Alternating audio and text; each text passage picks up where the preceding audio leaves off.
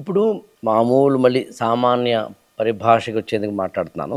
కొంతమందికి అనుకోకుండా నోరు పడిపోవడం, ఉమ్, పక్షవాతం రావడం, కాలో చేయో పడిపోవడం, కొంతమంది కోమాలోకి వెళ్ళిపోవడం.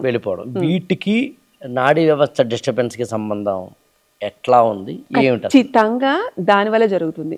ఏంటంటే నాడి ఎప్పుడైతే ఆగిపోతుందో అంటే దెర్ వాజ్ నో సిగ్నలింగ్. అంటే మన ఆలోచనలు మాటల ద్వారా రావడానికి కావాల్సిన సిస్టమ్ ఏదైతే స్పందించదో, అంటే దాన్ని ఇప్పుడుండే సిస్టంలో వేగస్ నర్వ్ ఇంపల్సెస్ అంటారు, ఎలోపతి సిస్టమ్. మన వ్యవస్థలో అంటే ఈ యోగ పరిభాషలో చెప్పాలి అంటే సిగ్నల్స్ తీసుకెళ్లే నాడులు క్యారియర్స్ అనమాట. ఎలా అయితే బ్లడ్, ఆక్సిజన్ ఇవన్నీ ఎలా అయితే తీసుకెళ్తుందో ఎనర్జీ ఛానల్స్.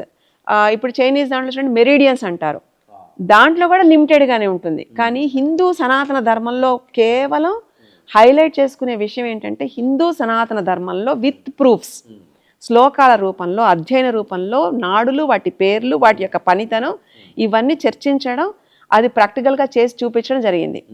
సో ఇందాక మీరు చెప్పినట్టు ఒక స్తంభన ఏదైనా జరిగింది, పక్షవాతం వచ్చి చెయ్యి పడిపోయింది, చెయ్యి ఉంది, రక్త ప్రసారం జరుగుతోంది, కానీ చెయ్యి బరువుగా ఉంటుంది. ఎందుకంటే దానికి సంబంధించి నాడి మూసుకుపోవడం వల్ల, ఆ సిగ్నలింగ్ లేకపోవడం వల్ల చెయ్యి ఉన్నప్పటికీ లేనట్టుగా ఉంది.